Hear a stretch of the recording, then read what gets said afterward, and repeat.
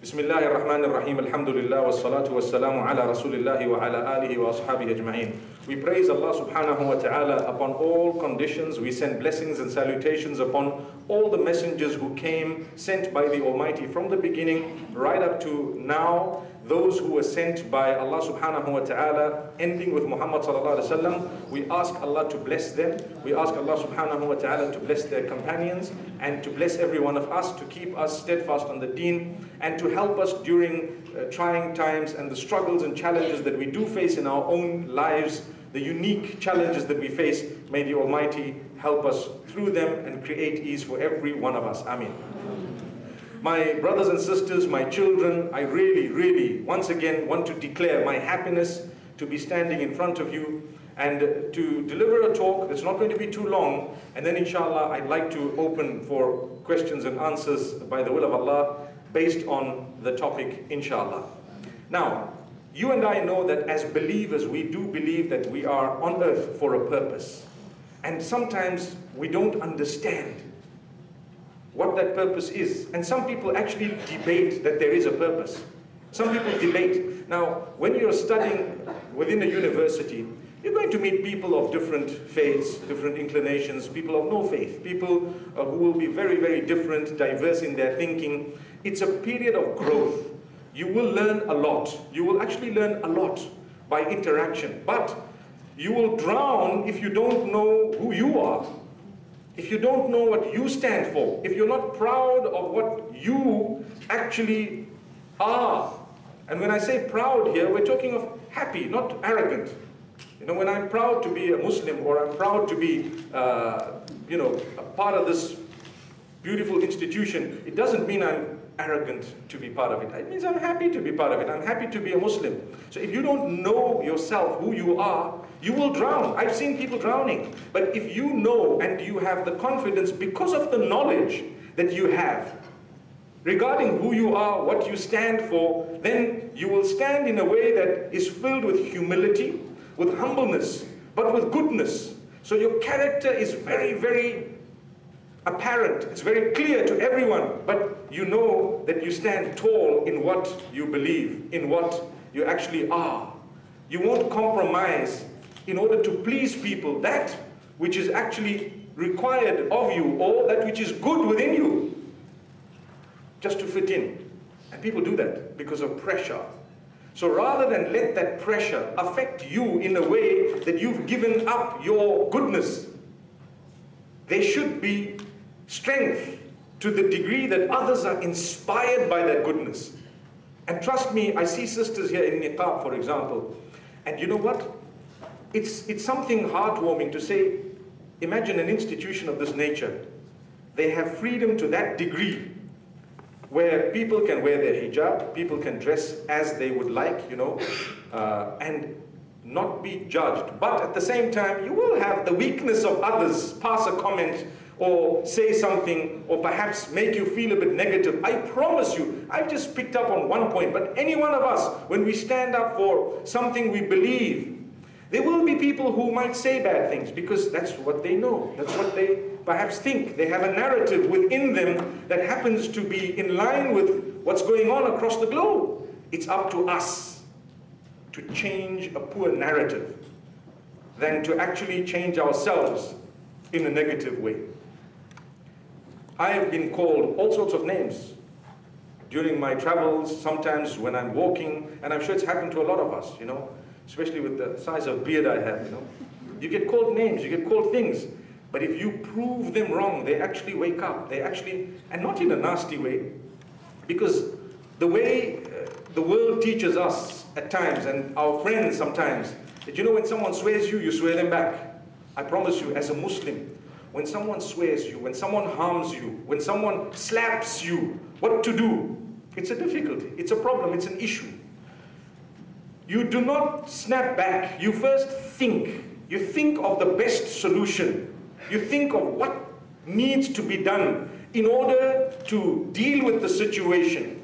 If someone slaps you and they give you 1 and 2, and you find that the best response is to slap them back, you may do so. It's right. Islam doesn't teach you that if someone slaps you on a cheek, you give the other, because at times they might give you 2 or 3 or 4 slaps. both cheeks, everything will happen. So, but if they've slapped you, you need to think, why did they slap me, number one? This has to happen quickly sometimes. And number two is, what am I going to do in order to make them from among those who believe that what they did is wrong? Because that's more important than slapping back. If you have someone who called you a terrorist, and that happens a lot, how you react might just prove. They say, yeah, there you go. That's exactly what I was saying.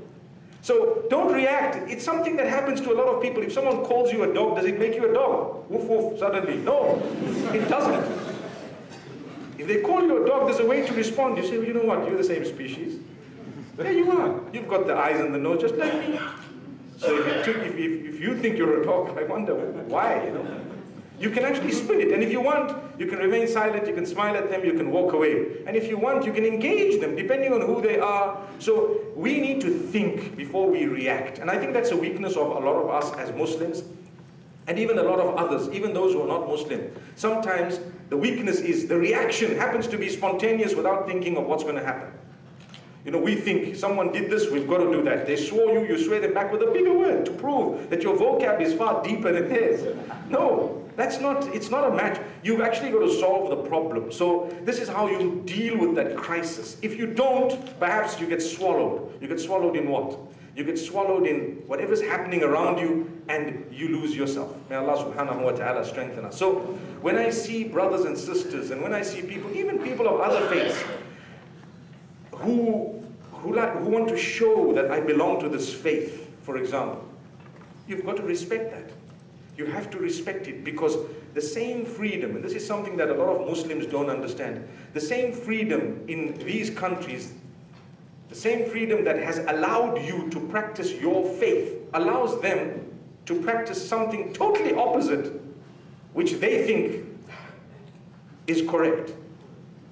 You've got to understand this. Every faith, every religion, everyone believes they are right. You speak to a Jewish brother or sister, he or she will tell you, you know what, I believe I'm right. They may even believe, deep down, these people are going to hell. They've got no chance. They can believe that if they want. They believe it. Believe in the hereafter. I had one guy, I might have told you the last time when I was at one of the universities here, I had one guy who was arguing with me about how bad Islam is because it believes people are going to go to hell, and how bad God Almighty is because He is sending people to hell. And I said, it's a matter of belief. There's no point in debating and arguing in a way that results in us fighting here, but we can discuss the matter and enlighten each other about what we believe. Yes, you can tell me what you think, and I can tell you what I think. But if you're calling me barbaric because I believe after death there is life, then a lot of people on earth are going to be barbaric. See, it's not just Islam. Christianity believes the same. If you don't take Jesus as your personal savior, you're gone. You're gone. It's over. There's no hope for you. That doesn't make it a religion that is barbaric. It doesn't. It's a matter of belief. They strongly believe, as strongly as you believe. So they believe that, you know what? We are going to go to heaven and the others are not. That faith. So what's my duty? I need to discuss, if I can. I need to put forward my opinion. I need to know that opinion of mine. I need to study it. I need to know why I believe it. For example, if you're a Muslim and you believe you need to cover up in a certain way, you need to learn why. If you don't know why, you're just going to dissolve. That's it. You won't know why. You're not convinced with your own belief. The same would apply to other religions. If they're not convinced themselves why they are doing or believing what they do or believe, they're not going to be strong in their faith. So, subhanAllah, my brothers and sisters, I think that was a ringtone. It's okay. We need to know that we respect everyone. We respect absolutely everyone. But we also deserve the same respect. If you want to be respected, you will respect. And if people don't respect you, there is a way to actually deal with it. Now, let me get into the struggles of life. What happens in life? Like I said, a sign that we are here to be tested by the Almighty, according to the Islamic belief and according to the verses of the Quran. Allah subhanahu wa ta'ala says, وَلَنَبْلُوَنَّكُمْ, we're going to definitely test every single one of you. And then He gives a whole list of things that He's going to test you with. Hunger and fear and so many other things he's put in the list, and even more. And then he tells us also that he has created us in order for us to worship him. وَمَا خَلَقْتُ الْجِنَّ وَالْإِنسَ إِلَّا لِيَعْبُدُونَ. I have not created mankind or jinn kind except that they worship me. So what does that mean? Because nowadays I've had young people come up to me and say, that doesn't make sense. It doesn't make sense. I mean, why would the Almighty make us to worship him? What does he need us for? Well, he wants us to do something, but we haven't understood the meaning of the term worship. Worship doesn't mean you remain in constant prayer 24/7. Worship doesn't mean that, you've got to keep your tongue moist in the remembrance of Allah subhanahu wa ta'ala. Worship doesn't mean that you've got to be reciting the Quran throughout the day and night, and you've got to be fasting every day, and so on. Worship simply means following what the Almighty wants of you. That's it. Staying away from prohibitions. For example, if I am so inclined to committing a sin, and I've just held myself back because I would like to protect myself from earning the anger of the Almighty, that's worshipping Allah. When you've stopped yourself from doing something wrong and harmful, from pinching, stealing, deceiving, and so on, you've actually worshipped the Almighty. So you lead your life in a clean way. That life is called the worship of the Almighty, or you would be worshipping the Almighty throughout that life. We're sitting here, for example. No, because we'd like to learn something. Perhaps there may be a few non-Muslims in our midst, brothers and sisters of ours. We're all part of one huge family of humanity. And at the same time, what we need to know is, as we are seated here, the intention means a lot. Those of us who might be planning or who might have intended goodness, we want to inch forward, we want to benefit. Do you not think you're going to get a reward for having made an effort to come? You will, if you believe. If you don't believe, you're just here for the sake of being here. And you know what? From a freedom perspective of the globe, you're free to do that. You're free to actually sit here and intend nothing. I just want to see what's up, what's going on. That's fine. From a freedom perspective, yes, it's fine. But from a believer's perspective, we'd say, just correct your intention. Let that intention be modified, fine-tuned. There you are. As you come here, you're polite with people. You're sitting down, and there is a slightly older person that comes in. Not someone that comes in with their ID card saying, I'm older than you, please get up. No, but what I mean is someone who requires a seat. You get up and you say, let them sit. What happened? It was worship. It was for the sake of the Almighty, and it was the goodness of your character, your nature.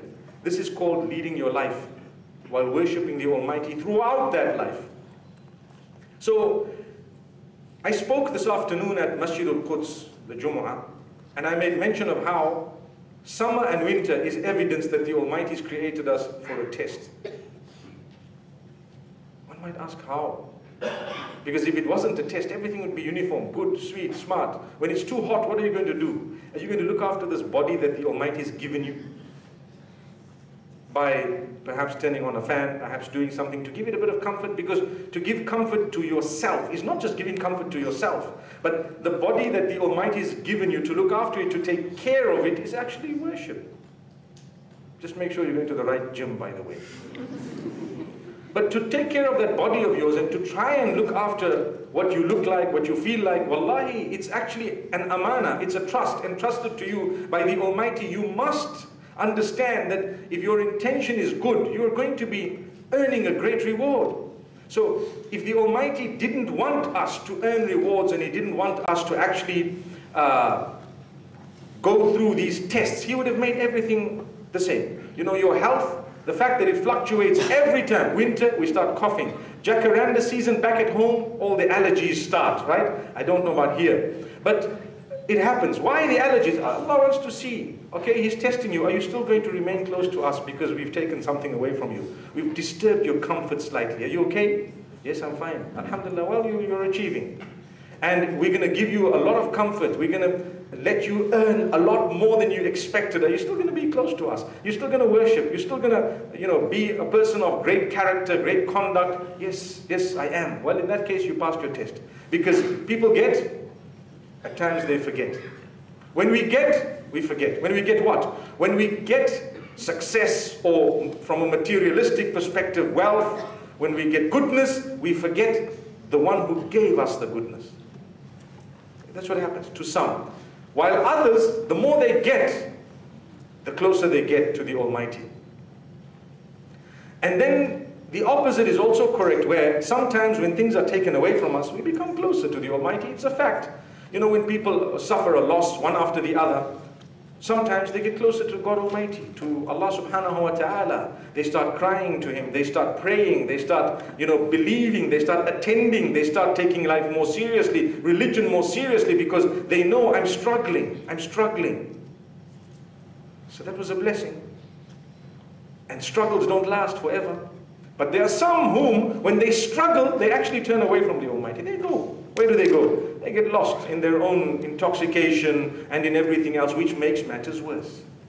So number one, we all have struggles. We will all go through struggles. We have to. None of us seated here, and none of us who are going to hear this, none of us on earth, not a single person on earth can say, I've never struggled. Never. Everything's been as per my wish. Never. Impossible. Because if things were as per my wish or yours, we wouldn't even die.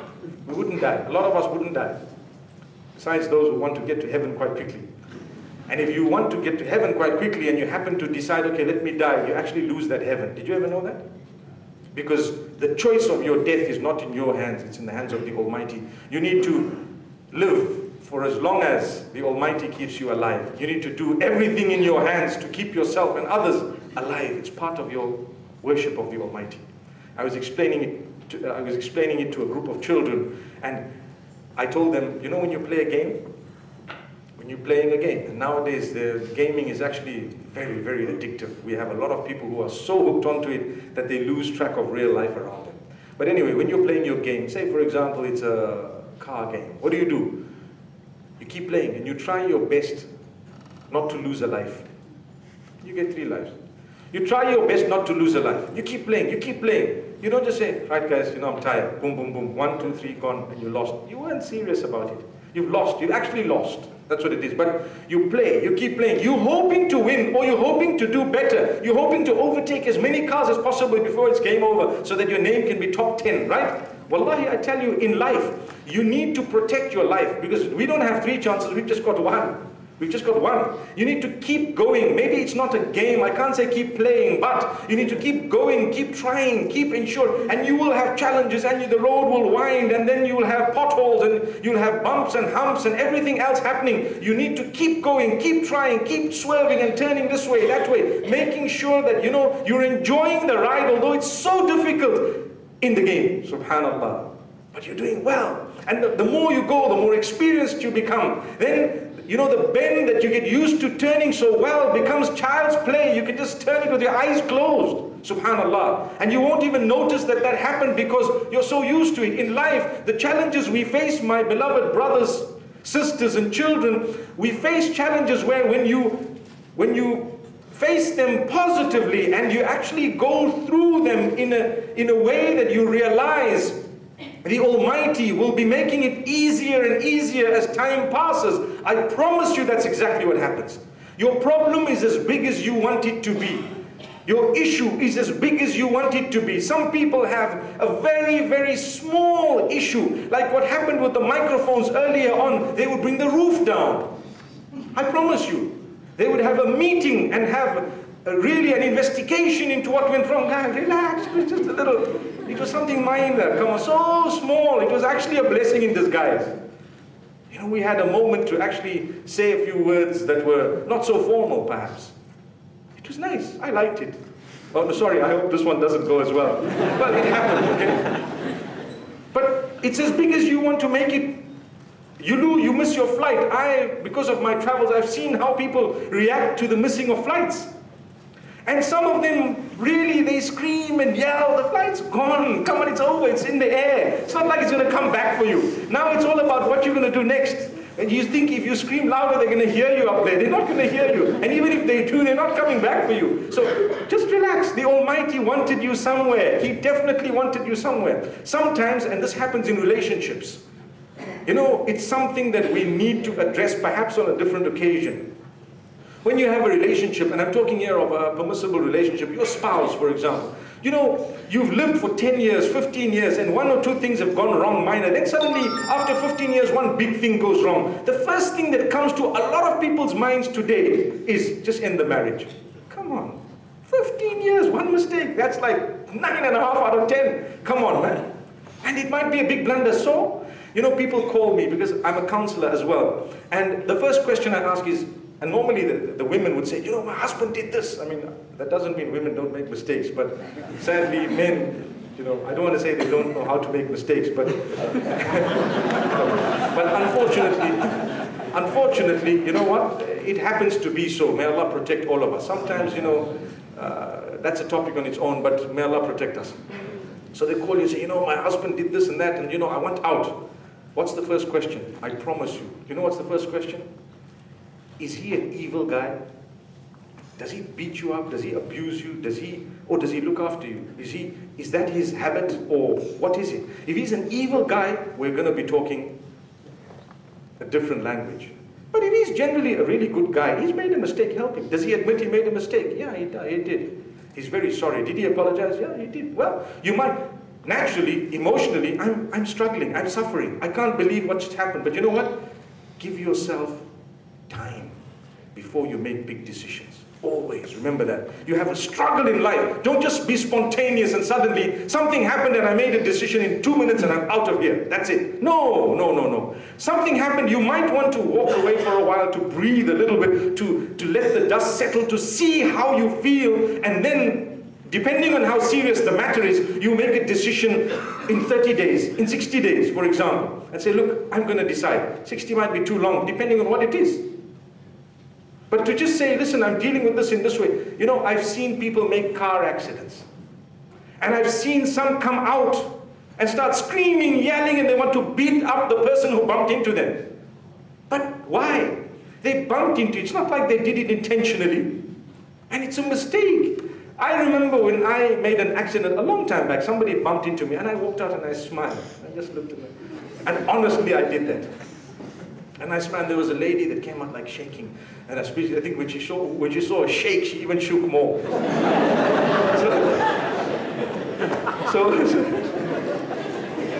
So basically, she was shaking.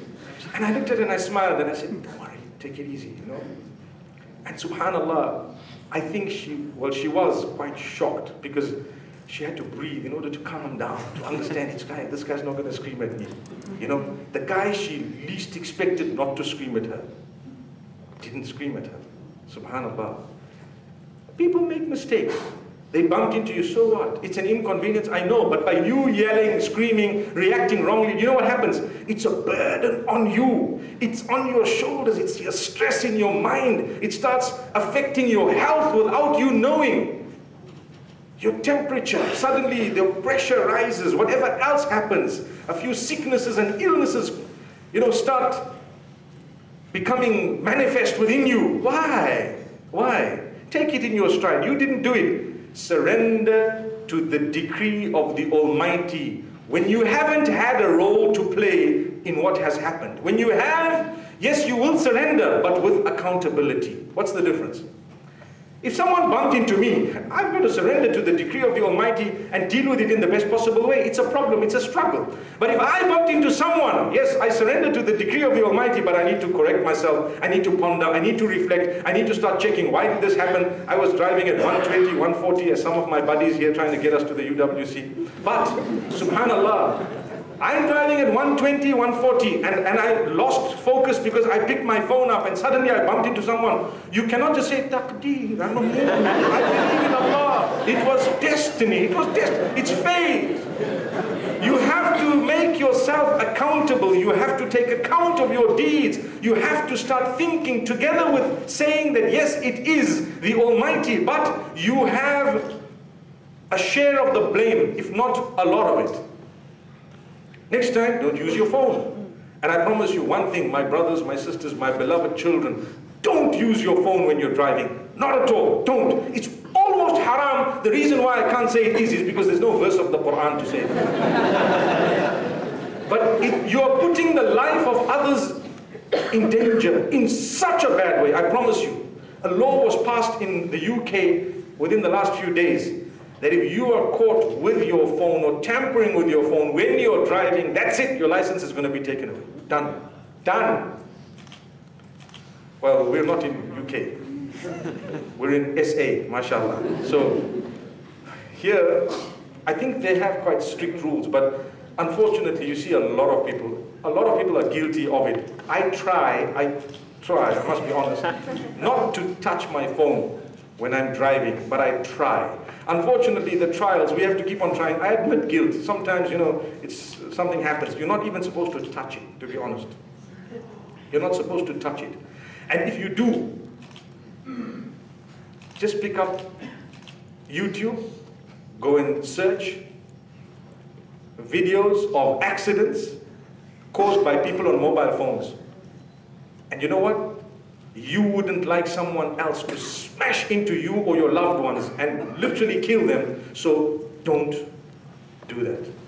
You wouldn't like it to happen to you. Why do you want to do it to someone else? So these are difficulties. So what I'm saying here, when you react to something, do not blame the Almighty. Don't blame the Almighty. If, for example, the roof comes down, may Allah not let that happen to us, but look at what happened in Indonesia, okay? Buildings came down, the earthquake happened. What do? It's a difficulty, it's a struggle, it's something massive that's overtaken them. They have to understand, you know what? It's fate. The Almighty chose it for us. I must not become distant from the Almighty. Rather, it must make me closer to the Almighty. But if I build a building without the proper structure or the steel or without proper planning, then I share part of the blame, because I knew that if I'm going to do this in a clandestine way, for example, one day when the earthquake comes, a little tremor, the whole building's gone, everyone's going to die. But you know what? I did it because no one was checking, or whatever the reason was. So you have to take stock, take account of what happened. You have to take part of the blame. Now, when you're taking blame, and I want to give you a real life example. There was a brother who was driving, he made a big car accident, he was on his phone, and his son died. His son was seated with him. His son died, and he became depressed, and he couldn't forgive himself. And I happened to talk to him, and subhanAllah, the one thing he says is, look, I know it's fate, I know, but you know, I blame myself. Now, when we blame ourselves, and this is very important, it will fit in your own life, in your own way, perhaps in a smaller way, but in your own unique way. When you blame yourself, when something you have done has resulted in something, you take stock of it, you draw yourself closer to the Almighty, you actually become a person who's rectified that so that it's not repeated again. And yes, you do blame yourself, but only to the degree that you can develop yourself and not to the degree that you destroy yourself. Why? When you blame yourself, the devil comes in, shaitan comes in, and starts making you blame yourself beyond the limit, to the degree that you're now depressed. Okay, it happened. It's not going to happen again. I'll keep praying for him. It will hurt me. I feel sad every time I think about it. But you know what? May Allah forgive me. I'm going to carry on. I'm going to make sure I start a campaign against driving with mobile phones. I'm going to start. It will make me feel good. So you're doing something about it in a way that you're going to be helping others so that you prevent them from doing things that you did. From doing things that you did. They may benefit, they may not benefit. I mean, I said here, loud and clear, guys, don't use your phones. I guarantee you, on our way home, we'll be using our phones while driving. Not all of us, at least one. I wonder who that one is going to be. But do you get what I mean? Our duty was to convey the message. Even the messengers of the Almighty who came to us, the Prophet Jesus, may peace be upon him, Muhammad, may peace be upon him, Musa alayhi salam, Moses, may peace be upon him. What was their duty? Their duty, مَا عَلَى الرَّسُولِ إِلَّا الْبَلَاغُ. The duty of the messenger was only to convey the message. It's up to us to consider, to ponder, to think. So the struggles we have, they should draw us closer to the Almighty, number one. People always say, you know, you're struggling in life, I think the Almighty doesn't like you. Have you heard that? More than that, we begin to think that. You know, I'm suffering, I failed again. I failed a third time, I failed a fourth time. Have you ever read the stories of the most successful in this world? I'm talking of worldly, the materialistic world. A lot of them were failures, by the way. A lot of them were failures. They dropped out of college, they dropped out of school, they didn't finish university, and they made it right to the top, billionaires. What happened? It was the Almighty. He's trying to show you and I, just do your best, be happy, it's life. You may not be a multi-billionaire. This afternoon I said something very, very interesting. I need to say it again. A lot of our stress and depression regarding materialistic issues is connected to that which is over and above our basic necessities, connected to luxuries. A lot of the times, you're very upset, you can't make it, you can't afford it. Why? Because I can't afford this and that. You know, you can't afford going out every week, every weekend. You can't afford something that's luxury, something that's over and above your need. So you're depressed. Don't depress yourself. Work hard to achieve what you want. But remember, the Almighty has taken care of your basic needs. Basics, done. More than the basics, He's going to test you with that even more. Sometimes He tests you with the basics. May Allah not let that happen to us, but it's happened to a lot of people. But mostly, He'll cater for you. You will survive. You will survive, inshallah. But to allow yourself to become depressed over that which is over and above your basic needs shouldn't be the case. Not with a believer. No. You believe? Work towards it. I know people who become depressed because they do not have the latest mobile phone. I promise you. I promise you, they become depressed because their friend happens to have a scent or a smell, you know, a perfume better than theirs. They become depressed because someone commented about her, but not about me. What's that? Is that really depression? Is it really a struggle of life? Is it, we need to adjust ourselves, because that is something that people don't even look at as an issue, and you've made it an issue. That's why I said, your struggle is as big as you want to make it. So what if they didn't comment? You know, there was a match recently, the UFC match. Did any of you watch it? Okay, there it goes. So, if you take a look at that, I'm not, you know, I just want to draw lessons from it. I just want to draw lessons. I know something went wrong at the end, but anyway, that's also a lesson. But I want to draw lessons from the entire run-up to it and the match itself. Look, this guy called Habib Nur Muhammad. Do you know this guy? Habib Nur Muhammad, that's his name. I think in Russian they call him Habib. Habib, they pronounce Nur Muhammad a little bit differently. Okay, so this guy, if you look at him, one thing that I've learned, because a lot of the times scholars would say, it's haram. How you beating someone on his face? Haram this, haram that. Fair enough, you can have all your opinions, but I want to draw a lesson from something that's in front of my face, and the whole world is following. Millions of people. Millions of people. The live stream being followed by millions. I mean, I need to use that somewhere because everyone's into it. I need to make an effort to try and give lesson or learn from it. I can tell you what I learned. The man is a proud Muslim. So proud, he says, listen, I don't drink.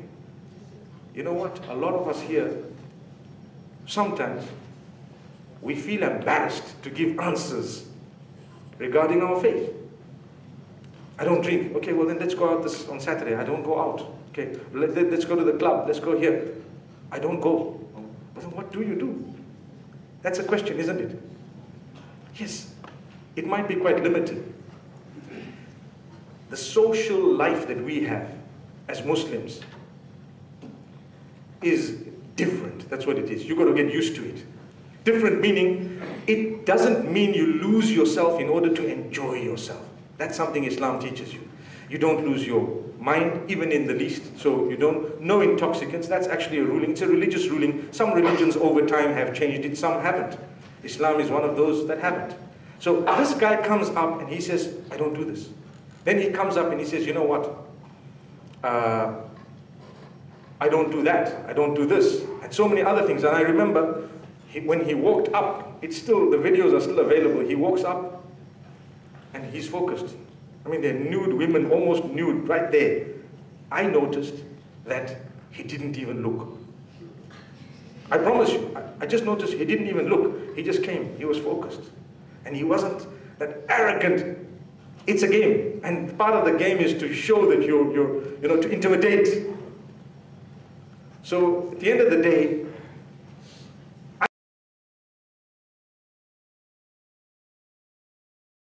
I was telling myself that in my own generation, and the younger generation more so, it's become so difficult just to put a headscarf on your head and to be able to say, that's my faith, I cover. Well, why do you cover? Well, I believe I should. If you know more, you can explain. If you don't know more, you don't need to explain. It's freedom. You do your thing, you know. We always say we don't want to force anyone. Yeah, we shouldn't force. That's right. I believe don't force people. Let them come themselves. Because I've seen when you force someone, you know what? They end up becoming hypocritical. When you do it with your heart. No one should have forced you to do that. You know, you need to understand your duty unto your Maker on your own. On your own. And a day will come when you shall, inshallah. I just hope that that comes sooner rather than later. A friend of mine, about 30 something, he told me, I never used to pray. I led my life without prayer. And something happened in my life that brought me closer to prayer. Today I pray. I feel uneasy when bedtime comes and I haven't yet prayed. I have to pray before I sleep. What happened? The Almighty loves you so much that He brought you along. He brought you along. Whatever that issue was, it's fine, but you came along. That's how the Almighty helps us deal with our struggles. He brings us closer to Him. Another very, very interesting way of dealing with struggles is to help others who are struggling. Help others who are struggling. That is from the Quran, that is from the hadith of the Prophet ﷺ. And you know what? People who have done it will confirm that yes, indeed it helps us. You think you have an issue, we'll start helping people with issues, whether it's the same or a different issue. And you will see how the Almighty will open your doors. You begin to feel that my problem is nothing. You know, you lost a finger, someone's lost someone's lost all their limbs. I've seen a person on a clip sent to me without hands, without feet, without legs actually, just a body and a head. And they do more than you and I would do. With a smile, able, completely. Imagine someone without legs, able to get out of this room faster than you and I. And you just look at them and they just, before you know it, they're out and they're gone. Wallahi, it's a fact, it happens, it is happening. You can check it out on your own phone. And we are depressed. Why? Because, hey, I'm limping, you still got your legs, it's okay. SubhanAllah, I remember when I was in Malaysia, I had a pain. So one of the sisters I know there, she booked a doctor, a chiropractor. Okay? And when I got to the practice, I actually laughed. His name was Dr. Limping. And I said, oh no. It's a reality, it's a true story. Dr. Limping. And I said, this is dangerous. You know? But we have a little pain, we're depressed. Help people with the pain. And if you have helped yourself in something, go out of your way to help others so that they can come out of the thing you were in. This is why I've encouraged people, I've encouraged widows, those who are divorced, at times people who are struggling, those who've been abused, to create a little club. It's not easy to talk about these things, but you know what? When you talk about it, even if you start with a closed circle, in order to help people, you feel so good. You feel like there was a reason why you went through this. There was reason for it to have happened to you, because you've now reached out to 1,000 people. 1,000, which is not so difficult today with social media. You can reach out to a lot, and they will pray for you. They will have benefited. Do you have enough feeling for humankind such that you are able to care for them, reach out to them for the sake of the same Maker? Whoever made you made them. We are so fortunate today, but we don't understand how fortunate we are because we haven't gone out to volunteer with those who are less fortunate, whether it's within our own cities or outside. Take a look at the question. If I were to ask you, name me places on earth where people are struggling. You know what? The list is endless. Real struggles. And can I tell you what? Cape Town is not on that list. Generally, if you have struggles, they are personal, of a personal nature. Even at the peak of the water crisis here, earlier, a few months back, right? It wasn't as bad as what's going on in other parts of the globe, not at all. And yet there were headlines across the world, Cape Town is going to run out of water. What happened? Everything's okay today. But people were planning like 20 years ahead as though there's no rainy season, you know. Yes, people were stressed. And I remember I was flying up and down, everyone's talking about water. I just used to take the valve, lift it up, there's water here in my hands, thank Allah. That's it. There's water, we had the water. But it made us a little bit more conscious, up to today, of how much water we're using, didn't it? Yes. Well, that's a gift of the Almighty. We were struggling, it's true. Why were we struggling? Some people were, you know, the hotel I was at was across the road from one of the springs. Everyone used to come with their little cans to fill. And I said, wow, imagine the Muslims are practicing filling Zamzam. Imagine, when they go to Makkah, they'll be with all these drums. So one guy says, no, no longer. They just give you the cans. You don't even know if it's legit or not in Makkah. They just give you, you can't go and fill it anymore. Is that true? I haven't been for a long time, so. But subhanAllah, it's still something that's good. I was actually in my room and watching. Some of my friends, I showed them, I said, look at all these guys. For the first time in their lives, they're interacting with human beings, some of them. Because you're standing in the queue, you start talking to who? To someone. You know how good that felt? We don't speak to people these days. We actually don't speak to people. Because why? We speak to our phones. We're with our phones. Everyone's on their phone, So Allah says, I'm going to give you a chance to taste what it's like when you actually talk to a real human being. So you come, you finally smile at someone. That is priceless, priceless. When you see someone physically, and there's a feeling you get of, there's a warmth, and a genuine feeling. You know, if something were to happen to me right now, for example, people would genuinely care, they would rush to my assistance. I give you an example. Last week sometime, Saudi Arabian Airlines was flying from Jeddah to Johannesburg. And as they were flying over Harare, over Zimbabwean airspace, one of the uncles, he collapsed. So the captain decided we have to land and we have to do something about it because this man can die. They landed in Harare. Imagine, for medical treatment. They landed where? In Harare. For medical treatment. We go to Johannesburg. But this airline landed in Harare. And the healthcare, it's okay, but it's very expensive. And at the same time, the public healthcare, it was grinding to a halt. I've got to word it carefully because I still love my country. So they landed and someone called me a little while later. Says, you know what, this plane's landed and this guy, he's collapsed on the flight and he's an elderly man and he's somewhere in Harare, you know, and we don't know, we can't reach him. I said, don't worry, now it's my job. Put the phone down. I'm not saying it because it's me. Actually, there's a brother who did more than what I did, by far. But immediately pick up the phone, try and locate. It's a small place, phone here, phone there, do this, do that, get a hold of this one, that one. Within 20 minutes or 30 minutes, I think, we were already there.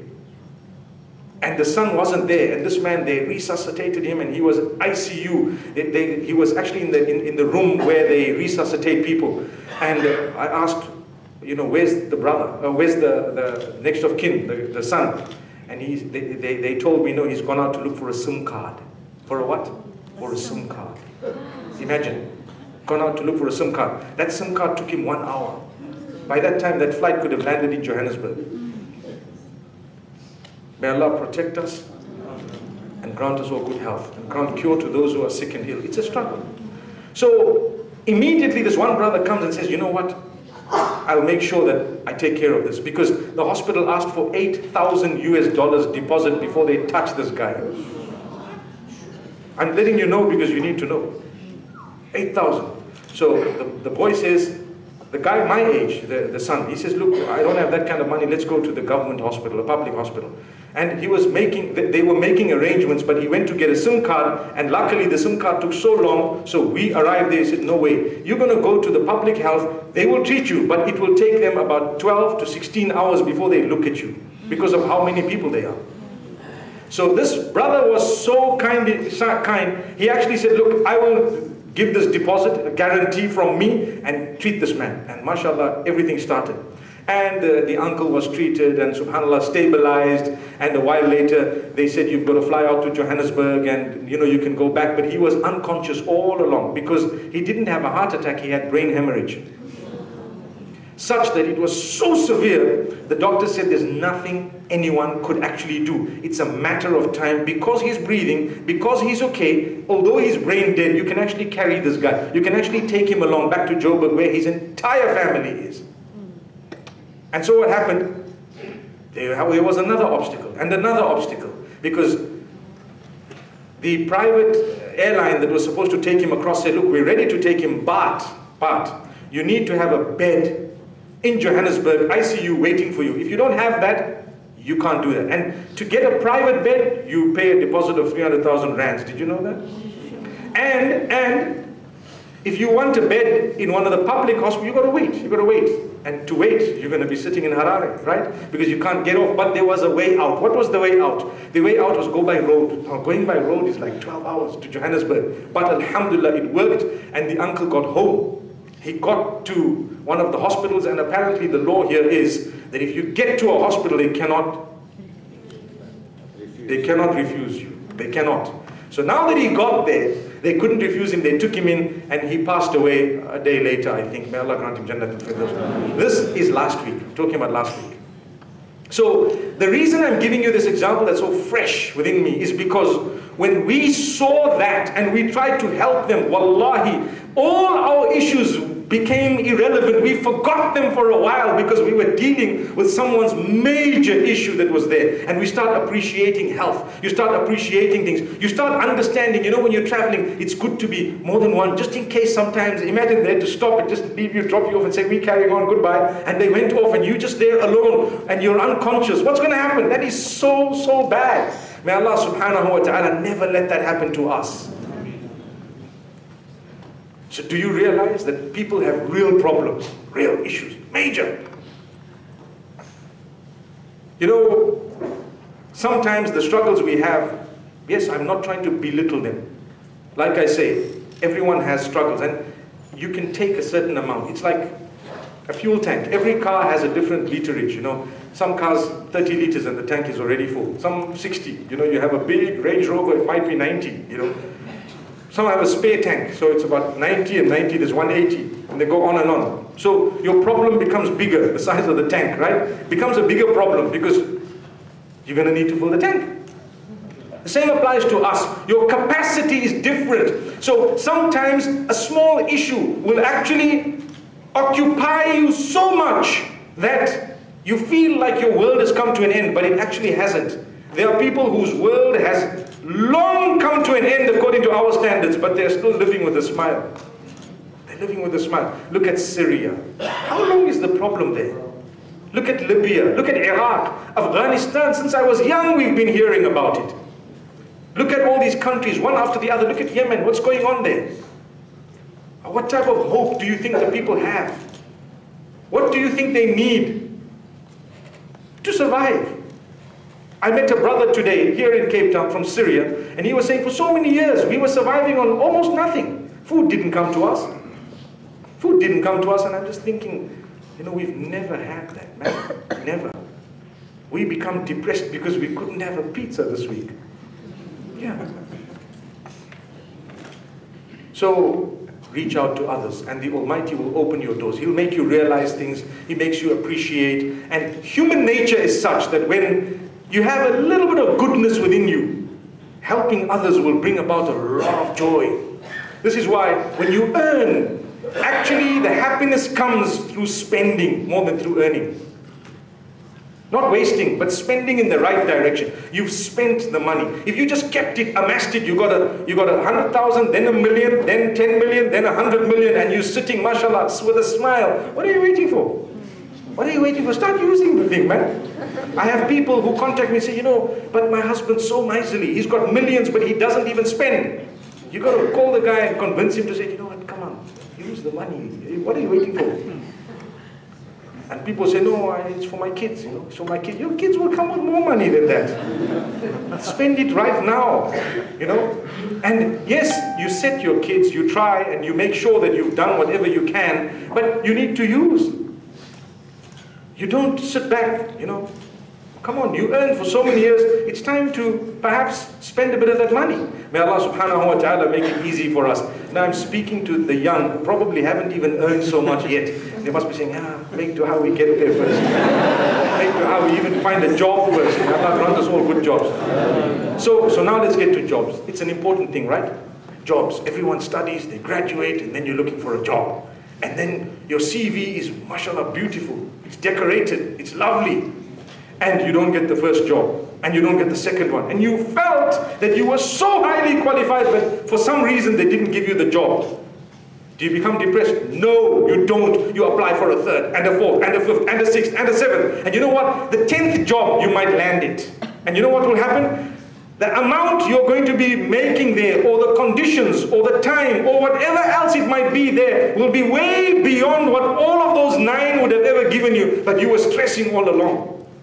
Allah knows, your door is the 9th one. So knock, it didn't open, walk to the next one. Knock, didn't open, walk to the next one. Knock, it didn't open. Allah says yours is the 9th. We gave up at the 5th one and we were now depressed, gone hospitalized. Allah said, but hang on, there were only 4 more doors to go.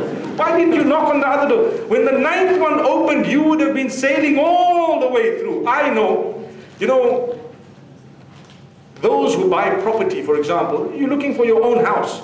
So you look at a house, hey, lovely, beautiful price, beautiful. Someone's taken it off, no. Then you look for another one. And you know, it's really amazing and something goes wrong, it didn't happen. You look for, you need to believe when it's yours, it's going to come to you. And it will be better than all those that you were looking at and dreaming, drooling over. No, it's going to be better. You don't close your eyes in a way that, that's it, you're locked into depression. No. So it happens with jobs.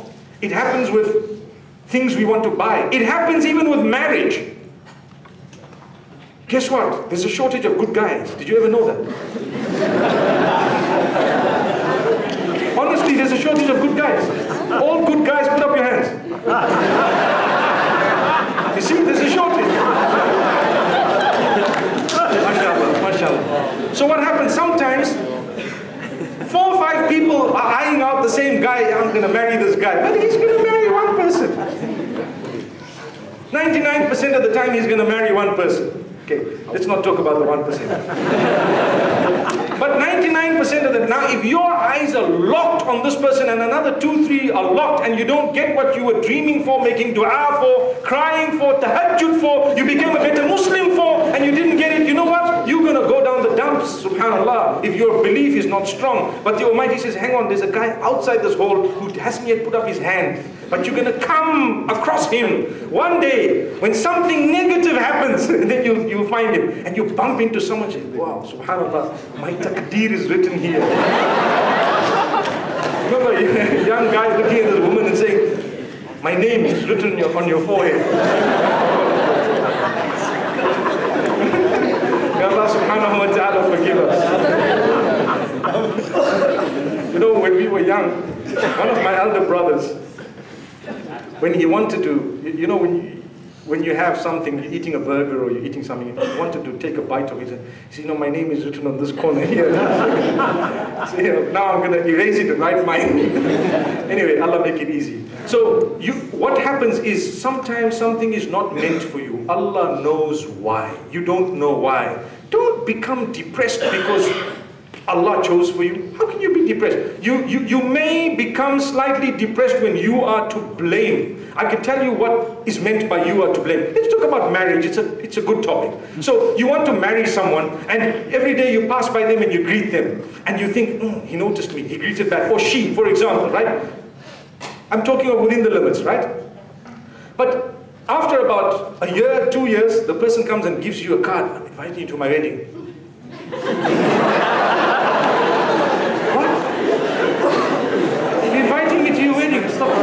And then you don't know how to hold back the tears. You don't know how to hold back the stress.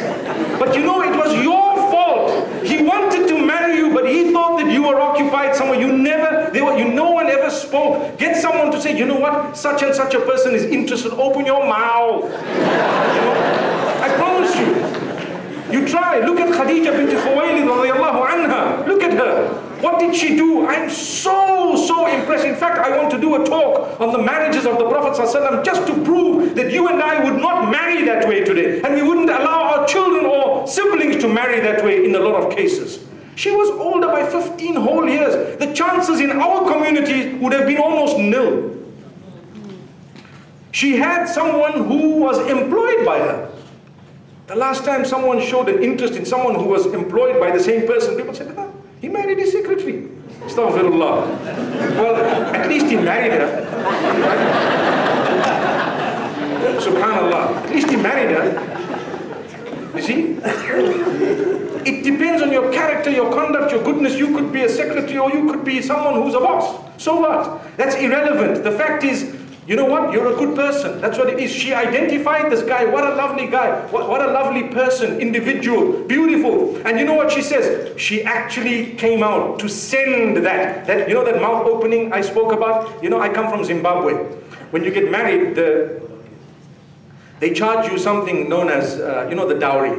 They call it the lobola or the ruora or something like that, right? And what happens is, when you go to talk to the father of the bride, they first charge you something called vuramromo. That means to open your mouth. You want us to open our mouth, right? Pay. How much are you paying? You pay X amount, right? And then there's something called makandins guanani, which means, who did you hear about us from, right? Pay another amount. I promise you, pay another amount. They charging for this. With us it's free and we don't do it. Allahu Akbar. You see the point? You see what I'm saying? They charge for it. With us it's free, but we don't do it. Imagine someone dials you, or you dial someone. Landline. Pick up the phone. They're just quiet. They have a message for you, but they're quiet. When you put the phone down, they're like, "Ah, what happened? But I heard him breathe." Okay, it's fine. But did you open your mouth? No, I didn't. Well, how would you want them to know who was on the other side and what you'd had? So Allah's given you a blessing of the mouth.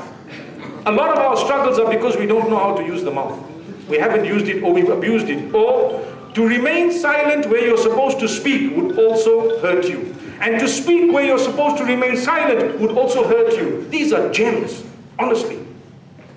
So the minimum was, do what Khadija bint Khuwaylid radiallahu anha did. And this is either way. In Islam, there is no issue. When it comes to the proposal, it can come from either side. It doesn't have to be. The idea of marriage could come from the girl side or the boy side. There's nothing to say it must come from one and not the other. Some people within their cultures, they believe, no, a girl must just sit back, that's it. And now we have a new problem. You know, I always tell people that the world only developed a few years ago. Before that, it was all the same. You know, today, with all due respect to those who are striving towards protection of animals and the animal rights, and so I'm also one of them to a certain extent. We're not right at the top there, but we all care for animals, right? But it's gotten to the degree where if you were to ride on an animal, say for example, that was a mode of transport for 12 million years, today they'll tell you this is abuse. But for 12 million years they've been doing it, 12 million years. From the time of Adam, right up to now they've been doing it, right? I'll give you an example, the elephant. The elephant, they've been riding it. It's a mode of transport for years on end, for millions of years. The world didn't change. All of them, from the time of Adam, they drank water from a well. Up to recently, they drank water from a well. We are the fortunate few who don't. We have a tap. A tap is something, if you were to speak, even to the companions of the Prophet Muhammad ﷺ, it was something amazing. They also drank from a well. They never had electricity until the other day. Do you know that? When they wanted at night, they had to light a fire, all of them for 12 million years. And I say 12 million because some people say that's how old it is. I don't really agree or disagree. I'm just using that as a figure. Okay? So nothing changed. Nothing. If it changed very, very little. For millions of years. Okay? Speak about something else. The transport was animals, as I told you, all over. There were no even bicycles. A bicycle is something recent. Do you know that? They invented the wheel. That was like the biggest thing that ever happened at that time. Huge. They invented the wheel. Wow. Today a wheel is nothing for us. A wheel was invented. You think for 12 million years they were so thick. Astaghfirullah, they weren't. But that's what we would think. The kids wouldn't understand. When they wanted to light, I told you they lit a fire in the evenings. They had to light something to do with fire in order to get light. When they wanted to cook, what did they have to do? They had to light a fire. There were no even matches. Gunpowder wasn't even discovered. That was now than the other day. So what did they used to do? Well, two things had to come together. Friction would create a little spark. The spark would be transferred onto a little twig or something, and then the fire would be lit and so on. Up to when? From the beginning of time right up to now, it happened. Nothing changed during all that time. It changed recently. So, technology. A car, motor vehicle is very new. It's a new thing. Now we've got electric cars.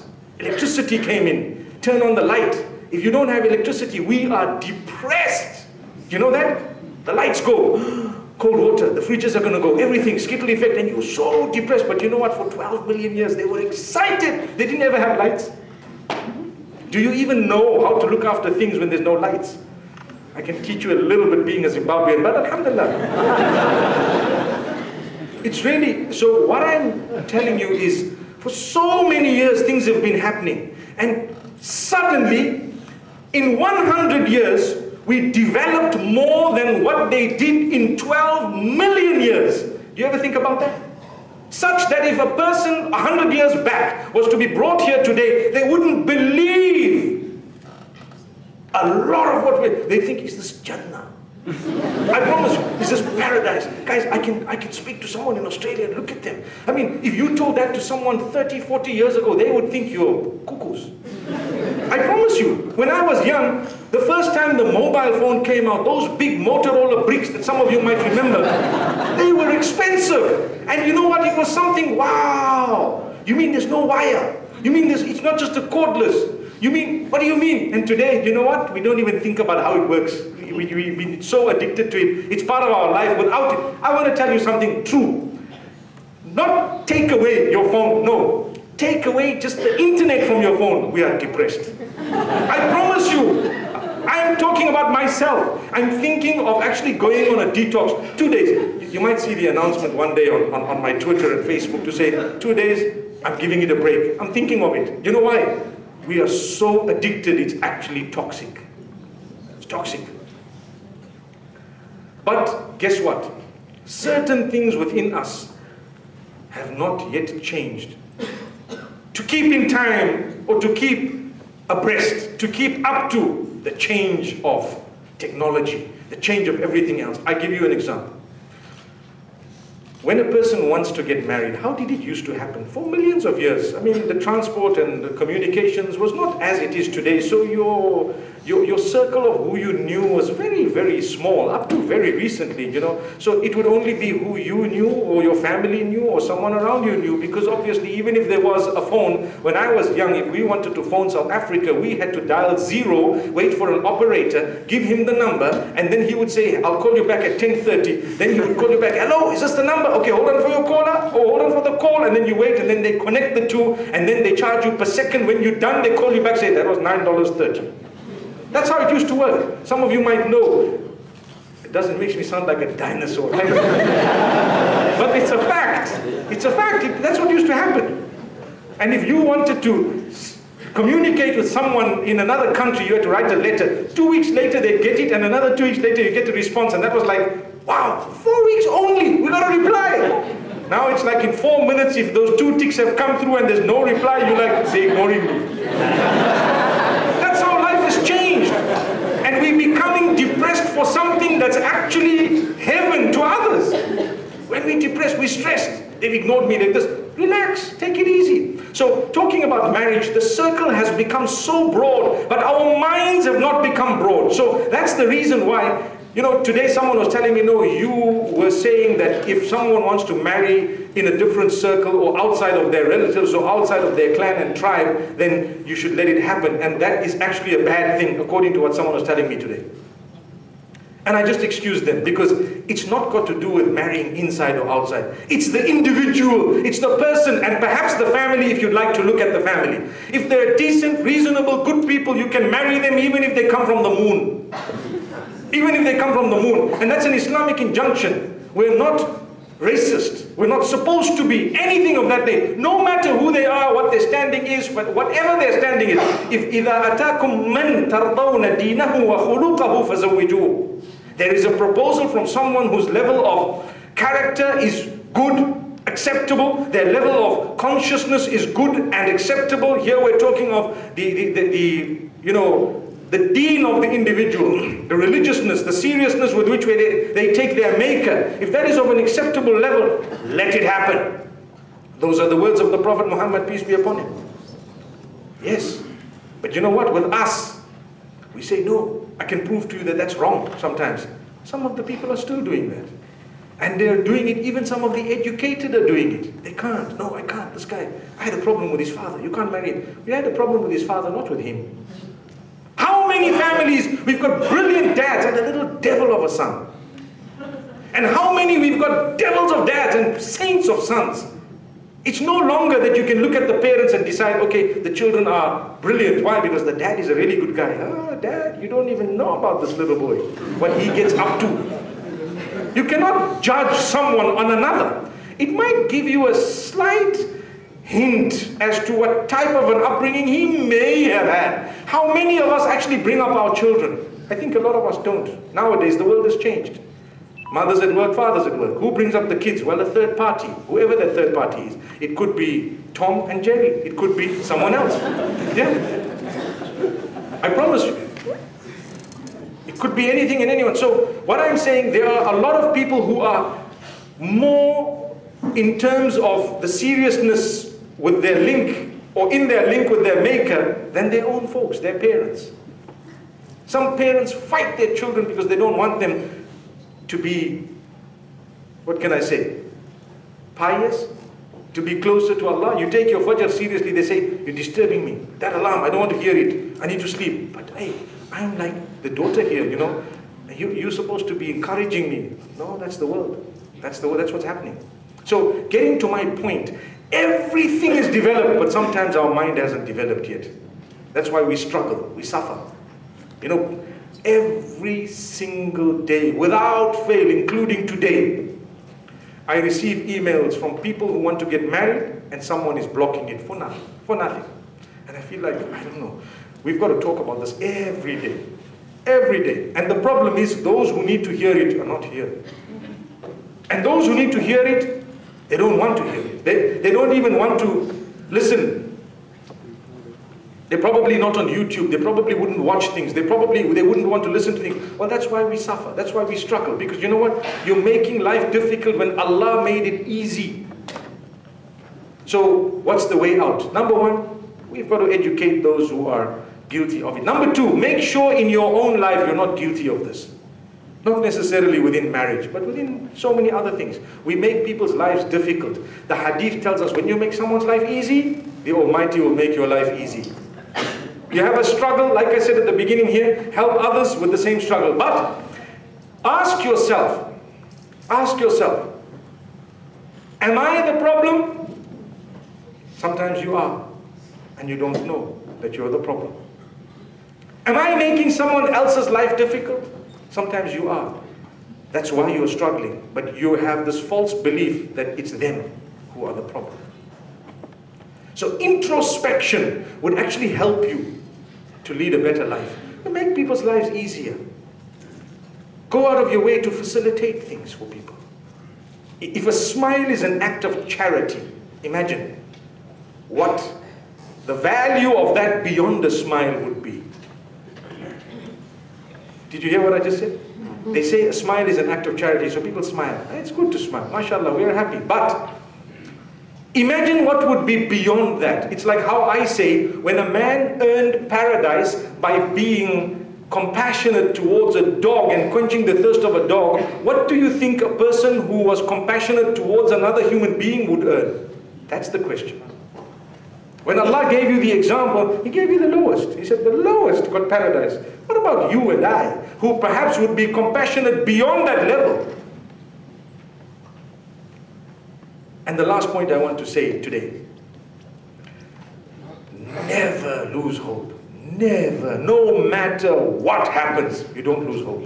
You have to know that there is something better awaiting me. You have to know that. You have to believe it firmly, even if temporarily right now things seem like they're going down. There is no other way for a believer. You have to have that hope. Allah says this in the Quran. The Prophet Muhammad, peace be upon him, says it in the Hadith. You know what? You have to have hope in the mercy of Allah. لا تقنطوا من رحمة الله. Never ever lose hope in the mercy of Allah. He knows. He will give you what's better for you. And I want to tell you why he says this. Sometimes you go through what you think and you know as a human being on earth is difficult for you. But the Almighty knows that when you see the reward of it in the hereafter, you're going to be so happy that you're going to say, oh Allah, if this was the reward, then you should have kept me in that condition longer.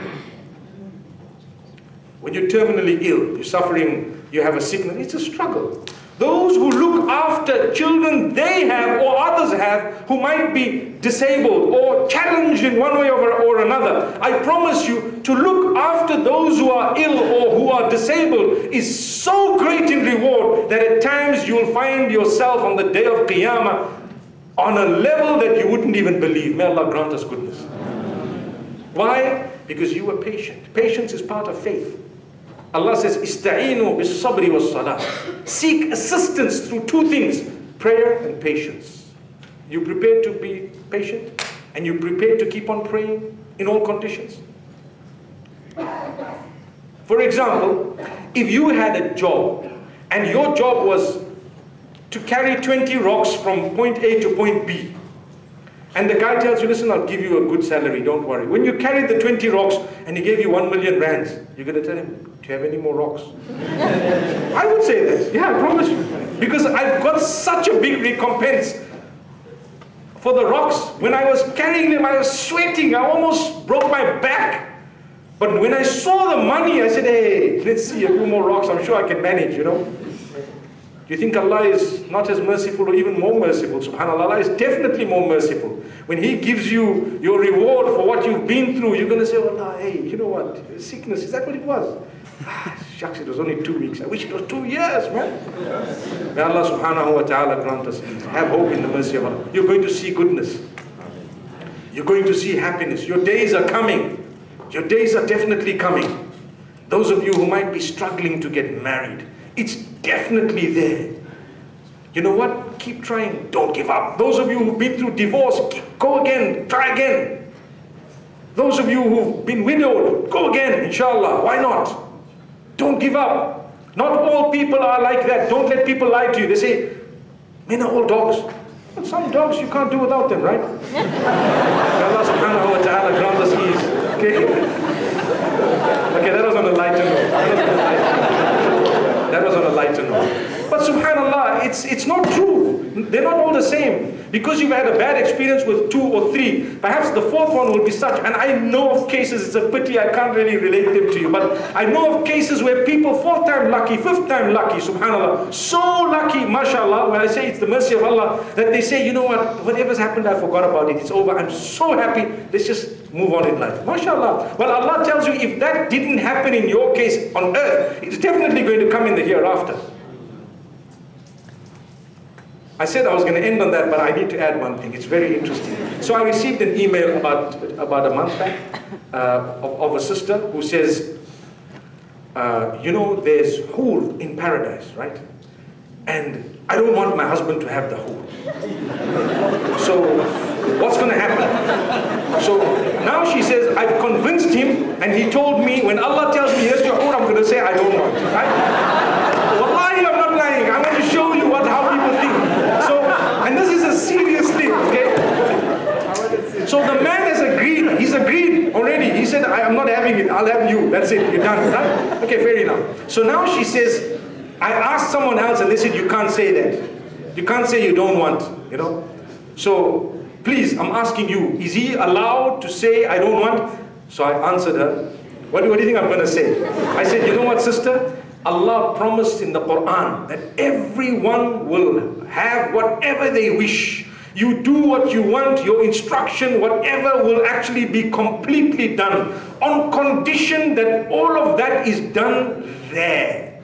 It's done there. It's not done in advance from here. It has to be done there. So if he gets there and he really says that and he means it, he will have what he wishes. That's all I'm saying.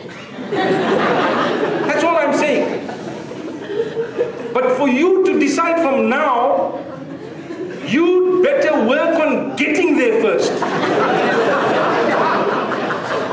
Because if while we're worried about what we're going to get, while we're on holiday, buy the ticket first, for God's sake.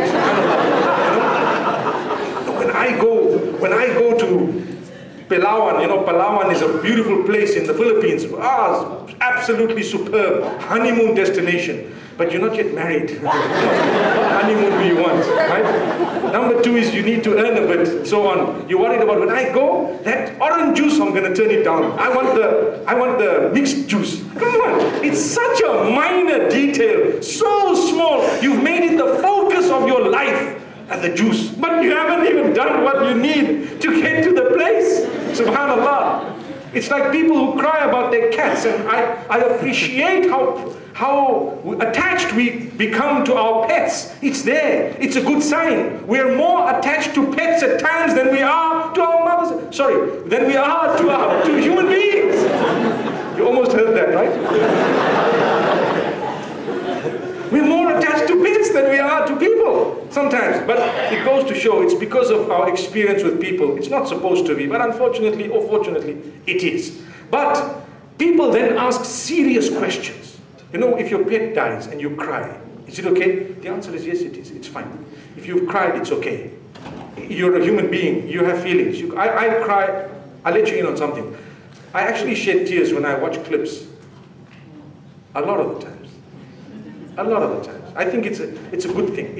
I think it actually shows that we're all human, we all care, and we have that within us, the feeling. But you're allowed to cry. But now comes a question. Is my cat going to be in Jannah with me? I really miss my... Wallahi, before it was not really a big question. Now I get that question quite often. Is my cat going to be in Jannah? And you know what? I no longer brush it aside. You have to tackle the question because it's a matter. It's a matter. People will tell you, well, if the cat is not there, I don't want to be in it. Astaghfirullah. Astaghfirullah. But they don't realize that, you know what?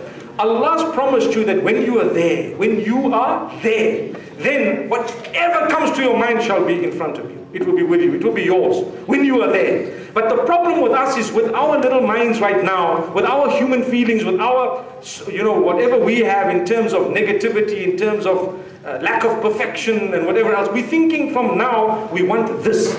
But we're not even there. We don't even know what's there on offer there. And if you want something and you decide from now, your life will be so superb there that you may never think about what you spoke about on earth. I wanted this. It won't even cross your mind because you're going to be swimming and floating in something way beyond what you imagined. But it's hard to explain that to someone who's attached to something in this world. People say, and it's another fact, people say, well, if I'm going to be married to the same guy in Jannah, it's okay, it's okay. It's actually going to be hell. People actually say that. They say that because I'm enduring this guy for the last so many years. Sorry, I'm not pointing at you, Habib. I'm enduring this guy for the last so many years. You mean when I go into heaven, he's also going to be there to mess things up? But the reality is that's not true at all. Because when you get there, you will see something Allah promises is going to make you happy. And your depression is based on something you don't even know. Honestly. Your loss of interest is based on something that you don't even know. You work on A before you get to Z. You're worried about Z before you've even crossed A. So now, regarding the cat, we normally have to say, you know what? If you think about it, Allah's going to give it to you. And then you find another sheikh saying, but the cat's not going to be. I say, keep quiet, we know. But you don't have to tell them that the cat's not going to be there. And they come back, no, you can't, you've got to be. They say, no. If they go there and they think about it and they want it, Allah will give them. That means when they go there, they won't think about it, so it won't be there. But you tell them the second part of it, there's depression again. So you just say the first part and stop there and it's over. And they can live their life with a lot of hope because you didn't lie. May Allah subhanahu wa ta'ala grant us ease. The example comes to mind of how the world is developed. Think about people who lived 300 years ago. Not long, 300 years ago, here in Cape Town. If they had to say, when I'm in Jannah, I want this pot. You know or this bucket. It's a bucket that was used to go down the well. And it's such a lovely bucket. Inshallah, in Jannah, I'll get it. I tell you, if they had to live now, they wouldn't even want that bucket. And it's only a few hundred years down. So why? Why think about, it's like all of us, we like certain things. I mean, you see a nice car, you say, wow, but I know I can't afford it. So the silliest thing is, inshallah, in Jannah, I'll get it. That's a silly statement. The reason is, honestly, it's silly. The reason is, you, yourself, 5 years from now, will not want that car.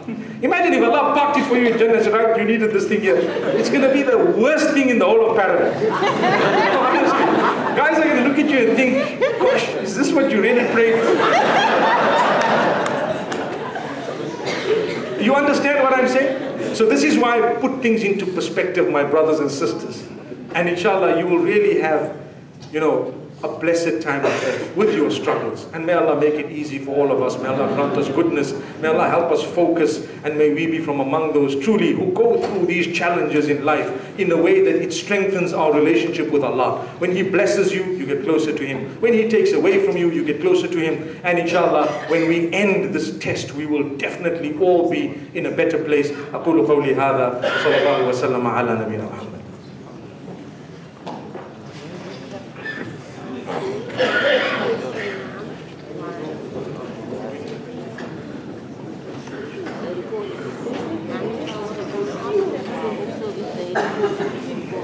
Okay, so I think if there are questions that are written, we can take them, inshallah.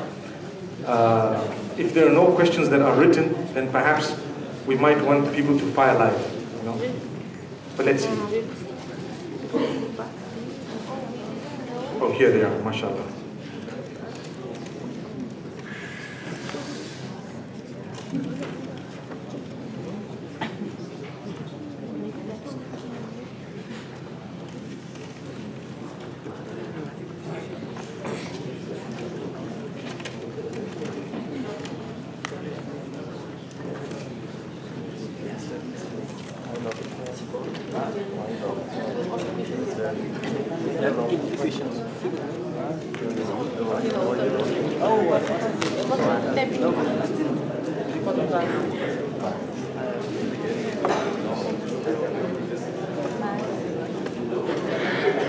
Okay, mashallah. As I thought, mashallah. What do you think the questions are connected to? Tell me, please. Look at that, mashallah. Mashallah, marriage, alhamdulillah, subhanallah. You guys guessed it. Okay, here goes. I'm going to start off with a question that's straight on the topic, mashallah. Are there any dua? Dua means a supplication, right? Are there any dua for stress and anxiety? Yes, there are. There are plenty dua. It's very important. You know, I might have addressed the topic. I tried to address it in a very unique way. So, you know, it's like when a person is actually going out and ordering a burger, you know, the most important thing is the chicken in it, but you actually see a beautiful, you know, bun there, and you see the lettuce sticking out, and you see the tomato and a bit of the mayonnaise, and you hardly see that chicken, but that was a chicken burger, subhanAllah. So when I talk, I normally like to do that within my speech. I might have said some really, really interesting points, but it was all within that burger, inshallah. But now we get direct. So there are points that I may not have mentioned. It's a short talk. I lengthened it a bit because I thought, you know, we waited so long, we came in, and I'd rather not just end so quickly. But the prayers and the dua. Number one, when you read your 5 daily prayer, when you fulfill your 5 daily prayers, that on its own will already release a lot of your stress and anxiety. If you are able to get up at a time earlier than the early morning prayer known as Salatul Fajr, and you are prepared to put your head on the ground for your Maker, it will automatically relax you. You will feel a feeling that no one else can describe to you. You've got to feel it yourself. When you've got up early morning and you've actually cleansed yourself for the sake of the Almighty, and you put your head on the ground and you enjoyed it and you sat and perhaps you breathed the fresh air, that feeling is already de-stressing. Would you agree? Yes. There goes, mashallah. Number two, there are specialized prayers. Like you read some of the surahs of the Quran, Surah Al-Duha is very powerful. Al-Duha, wal-layli idha sajad. Read its meaning. It is powerful. And the surah immediately after that is called Surah Al-Sharh. Alam nashrah laka sadrak. It's a chapter of the Quran, very, very short. It's made up of a few verses. Read its meaning. Understand the reason behind revelation. Repeat it a few times during the day. No fixed amount of time. No, it's not like it has to be those specific surahs or some, but it will bring about lots of comfort because it is talking about difficulty, hardship and stress and how ease will definitely follow. And the Almighty is reminding the Messenger, peace be upon him, and the believers about the other favors of the Almighty. The other favors. We normally depress ourselves or become depressed based on one issue or two issues. When we look at the whole picture, those are the only 2 or 3 struggles we have. In actual fact, we've got a lot of goodness that we've overlooked. So those will bring about the focus upon the blessings of the Almighty. When you focus on the blessings, automatically the focus on the negatives diminishes. Okay? Then there are specified supplication. Allahumma inni a'udhu bika min al-hammi wal-huzn. Oh Allah, I seek your protection from worry, from anxiety. That you will have to learn. You will have to learn. You can actually check it out. There's a book that's written known as Hisnul Muslim. It's known as the protection of a Muslim, or the supplications of a Muslim. The author, or the compiler, is not actually an author because it's compiled from hadith. He passed away a few weeks ago. I think his name is Sa'id Wahaf al-Qahtani. He passed away and that book is probably one of the most popular books on earth at the moment in its subject, in the subject. So the subject is supplications. It's very famous. Most of us have it, The Fortress of a Muslim. Have you seen it? Little book, small one. You actually see it in your homes and you don't even know. But the author passed away, sorry, the compiler, I'm saying author. But it's the one who compiled it. He passed away recently, may Allah give him Jannah. So yes, there are supplications and they do work. But together with the supplication, you need to also change your outlook and your attitude. The way you look at things, it needs to change. Talk to positive people. You know, yesterday I tweeted about staying away from negative people, and someone blasted me. Whoa, how can you just stay away from negative people? You're supposed to be helping them. You're supposed to be reaching out to them. If you stayed away from negative, we're not talking of simple negativity. We're talking here of toxic people who make you negative with their negativity. That's who we're talking about. I mean, if I'm a good guy, I smile at you and you don't, and you look at me and say, what you looking at? I can still keep on smiling, and if you start this and that and intimidating and so on, if that is going to take my smile away, I'd rather say, salam, brother, and walk away. That's what the Quran says. وَإِذَا خَاطَبَهُمُ الْجَاهِلُونَ قَالُوا سَلَامًا. When an ignorant person talks to you, it's not any ignorant person. It's referring to a toxic person. Wants to talk to you. Protect yourself by saying peace and walking away. Because you know, every time I talk to them, there's going to be stress. There's going to be a struggle. There's going to be a problem. I'd rather just say, salam, walk away. Pretend like you didn't hear anything else. It's okay. Allah make it easy for us. So you need to change your attitude as well, and your outlook. If you'd like to be assisted when it comes to stress and anxiety. Okay, how can I propose to a potential spouse without my parents? Allahu Akbar, what a question. What a question. So basically, let me tell you, your parents are chosen for you by the Almighty Allah. They're a test for you. They're sometimes too good to be true, and sometimes the opposite. So what happens is, you cannot just say, I don't want my parents involved. It depends. If your father or mother, if they've been abusive, if they're really nasty people, like sometimes, you know, when we talk about being good to your parents, the Quran says you need to be good and kind to your parents and so on. And you find the cases where people say, but my father abused me. He sexually abused me when I was young. What should I do? Well, that is an exception, definitely an exception. You can stay away from him, far away from him. You can get him jailed actually. You can report him to the cops and sort him out. You know, you can do that. You could do that. But we're talking of the general case. When we generalize, there's always exceptions to the general rule, always. But generally, you should be involving your reasonable parents. And we have tried our best to talk to those parents. We've tried. I've sometimes burnt my fingers speaking to parents. Yeah, you're busy encouraging them. You know, you're the problem. But how? I'm just telling you what Allah is and His Messenger. But you're encouraging them. Things were coming right ever since you came in. You know that there's a problem in the house. Hey. I'm only letting you know what's going on. You probably know a tip of the iceberg. The rest of the iceberg, you haven't yet seen it. May Allah subhanahu wa ta'ala safeguard us. So ideally, we should be easygoing parents. Like I say, as a parent, you know what? Any deal that comes to you, consider it strongly and consider it using the guidance of what the Almighty has told you. Because why? It is sustenance. It is rizq. Just like if $1 million deal had to come to you, $1 million deal had to come to you in your business, the guy might be a crook.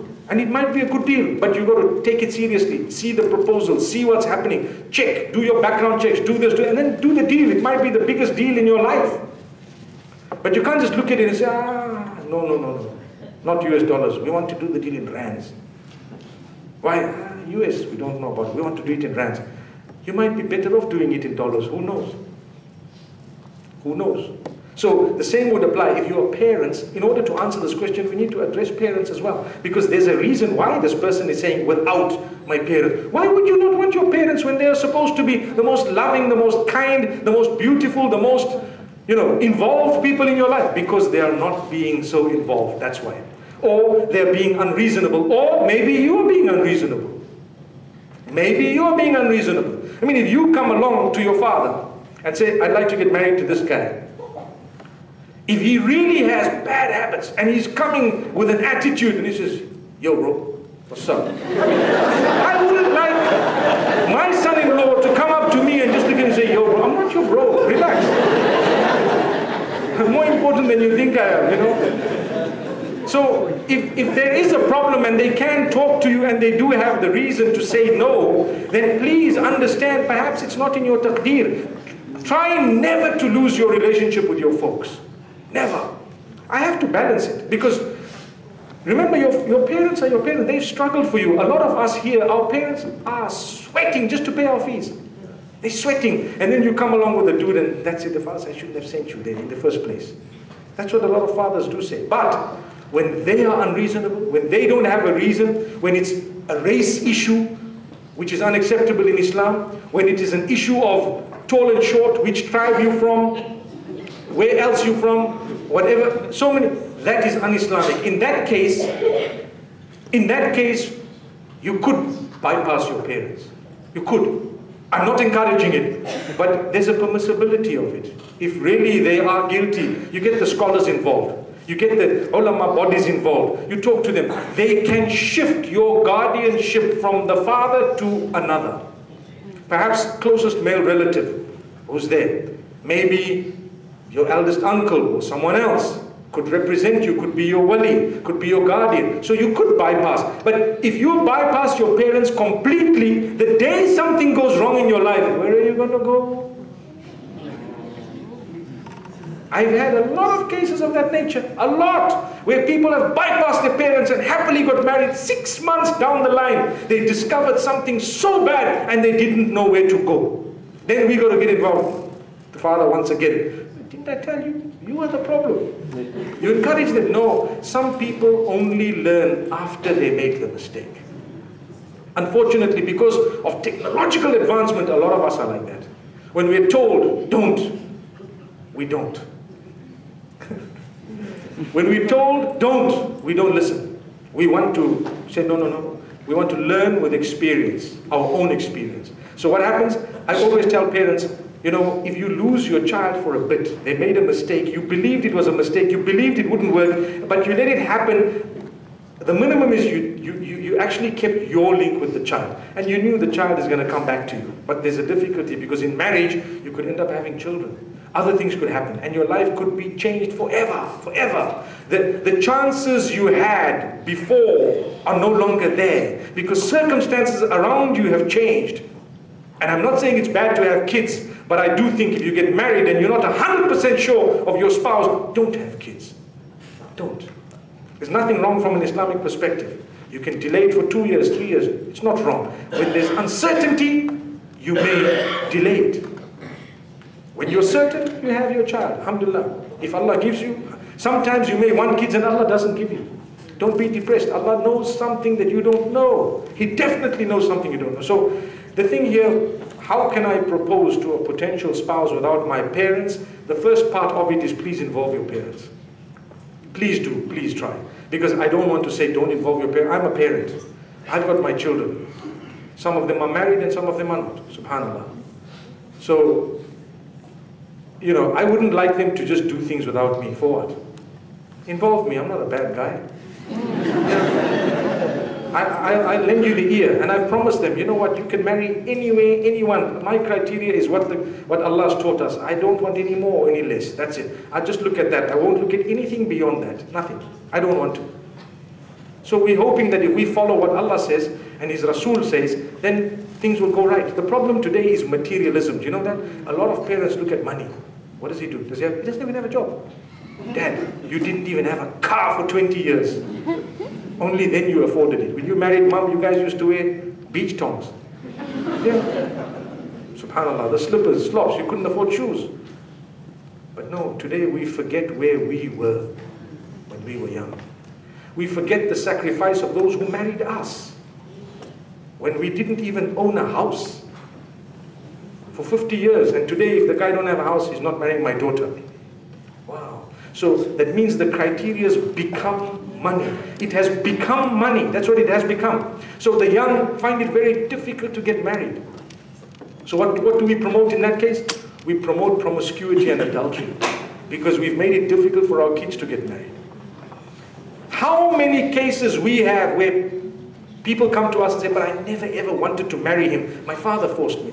I mean, why did you allow them to force you? But circumstances. There was nothing I could do. I didn't want to marry him. I was in love with another guy. Imagine being told that after you married someone. You know, I was in love with someone else. Well, it's too late, you're telling me now. What do you want me to do? That is a big... And that's why, you know, arranged marriages are good. Actually, they do work. But it depends how and what you're talking about. You've got to talk to the person, you've got to meet them. Because normally, when you say arranged marriages in the Western world, they think that, you know what, it's just like blind man buff. You know, you're just sitting there, just like, ding, your wife. You know, that's not arranged marriage. But that's what they think it is. It's not that. Arranged marriage means someone suggests something to you, you meet them once, twice, thrice, 4 times, whatever, within a specific environment whereby you wouldn't touch them physically, but you can talk to them, you can say whatever, you can have a look at them, they look at you and so on, and they get the idea of who you are. One of the primary questions is, do you really want to marry me? Or are you interested in someone else? Please be honest with me, because you know what? Too many people are bitten. And if you say, if someone's just looking at you, they haven't answered that, you can say, Assalamu alaikum. You'll be a happier person. Honestly, I wouldn't like to marry someone who's thinking about another person while they're just looking at me. They're looking at your face, but they've got another face in their head. Come on. So that's why we say involve your folks. Do it properly. But in the case where your folks are being unreasonable, they could be bypassed. However, there's one thing that I must say. You see, a setting like this, university, we interact with people, you see some really good people and so on. You need to speak to your folks, hey, there's a really good guy. Sometimes he's not really a good guy, but he comes across as a good guy because those are the circumstances. You know, there's no reason for you to show your true colors. When do you see the true colors of a person? In my experience, when they're really angry. In my experience, when someone is angry, you actually see their true colors. Their true colors. So sometimes people haven't been angry. It's been 4 or 6 years, but because you see them for a few hours and that's it. You just look at them, an intelligent guy, good guy, whatever else. I don't know why I'm saying guy, but it's for girls as well. Okay. So what happens is, you like someone, you speak to them, you already decide, you want to get married. And then you involve the parents after you've said Sadaqallahu al-Azim, and you haven't realized that, you know what? The parents are on a totally different level. They were planning something totally different. And why are you asking your parents anyway if you've already made your mind up? It was supposed to be from the beginning, you were supposed to involve them before you gave your heart away. You were never meant to give your heart away. Have you ever heard me saying that the 2 most powerful organs that you have, the brain and the heart, don't ever give them to anyone besides Allah. The minute you hand them over to someone, you're going to cry. You're going to cry. Many of us donate our heart to someone that Allah's not even written for us. And it's donated, so they have our heart in their pockets like this. So if they were to walk this way, we would move this way, that way. Until if they were to just take out this heart and drop it on the street, we would be dropped on the street. And they do it. Many of us, when we're young, we cannot distinguish between a user and someone who's serious. User, it's convenient for him to say, hi, that's it, convenient. It's good to greet and respond and so on, but don't give your heart away. Hold on. It may not be for you. That's why we say involve your parents. Okay, I think I've actually spoken a lot about that. It was a topic on its own, but there's a lot of questions here, right? There's another one. If two people are in love, does age play a factor? The answer is absolutely not. But why? What is that love? Is it love for the sake of Allah? Or is it love for your own sake? There was a young boy. Normally we get up and say, I love you for the pleasure of Allah. So we tell people, you don't need to go to the opposite sex and say, I love you for the pleasure of Allah. Because then the guy will say, I love you for the pleasure of Allah. And if you get a look, and for my own pleasure too. Astaghfirullah. Because people don't need to tell you that. That for the pleasure of Allah, it's like we've made it a password to make it allowed to say, I love you. Wait, that tajweed in your statement already gives it away that it's not the pleasure of Allah. That's just a password you're using. It's for your own pleasure. Astaghfirullah. But what I'm saying here is, age was never a factor when it comes to someone loving another. It's never a factor. But if you want to get married to someone, then hang on. Marry them. And then you will be able to fall in real love with the true characteristics of this person whom you already liked before. So you don't marry someone you don't, people say, how can I marry them? I don't love them. Okay? You may marry someone, you like them a lot. You might love some of their characters and conduct, but you haven't lived with them. You won't be able to love them completely until you actually live with them, and then you like their character, the movement, the conduct. You see them 24/7 when they're not made up, for example, or as they get up, as they're sleeping, and you start appreciating the goodness. That's when true love clocks in. Look at my age, mashallah. Like I told you, I've got children who are married, so we're quite much there, inshallah. The next time I come to you, I'll probably be a grandfather. But I tell you something. At my age, I swear, it's no longer about what you look like. No. It's no longer, and I'm sure a lot of those my age, a little bit older, even a little bit younger, you begin to understand it's to do with the sacrifice, it's to do with the character, it's to do with this person's dedication to you, such that you will not let them down, and such that you adore them. And the 1 kilo this way or that way, the love handles, they mean zero for you. Nothing. But when it's all cosmetic, it's got to do with your shape, it's got to do with everything that's outward, that's not real love. Real love goes way beyond the outward look. I'm not saying don't take care regarding what you look like. No, take care. Take care of yourself. Your outlook, meaning your appearance, everything. Take care. But the true love actually is only a little bit later. You're going to still feel it. You're going to understand it as time passes. And then there is a connection that is solid that happens at a certain stage. So even though you think, I love you, but you actually don't. It's not on the highest of levels. So this is what the person is saying, that when two people are in love, is age a factor? Simple answer is no, but we have to make tafsir of the question, because sometimes people actually misinterpret what you say. And then also, if you want to marry someone who's way older than you, the nikah would be valid. But please involve your folks, get opinions, understand, because why are you marrying? If it's real and it's true and there's no problem. You could be 25 and the person you want to marry could be 60. There's no harm. Did you hear the laugh? So the laugh was there not because there was something insulting, but because of it being something not so common, number one. And number two is because a lot of the times there's something hidden that you may not have noticed or seen. That's why people are surprised. You say, this guy married, okay, let's turn it the other way. A guy who's 20 years old and he suddenly married a woman who's 75. I mean, Islamically it's valid, the nikah is valid. But you sure you know what you're doing?